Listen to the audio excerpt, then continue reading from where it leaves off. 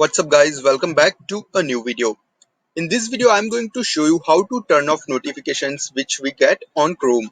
Sometimes when we visit some websites we get a pop-up asking us if we would like to get notifications. We don't realize while clicking allow, and after that we start receiving notifications on the right hand panel of our desktop. In order to stop that, the first thing we need to do is open Google Chrome. After that, click on these three dots which you find on the right hand side of your Chrome and open settings. From settings, scroll down and find site settings. It's under privacy and security. You'll find site settings. Click on it.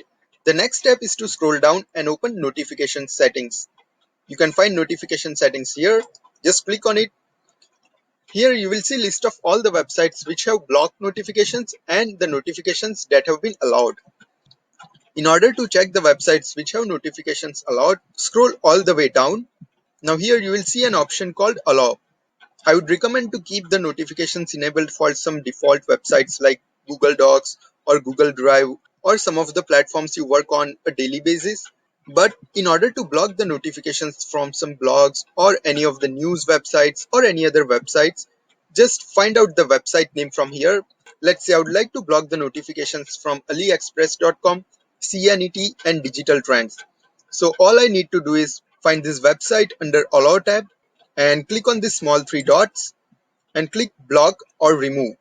If you click remove and visit the website again, you will be asked whether you would like to allow or block the notifications. So it's better to block it right now.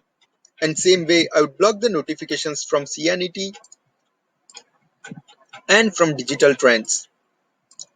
So as you can see, all the notifications have been blocked from the three selected websites, and I would no more get notifications here from these websites.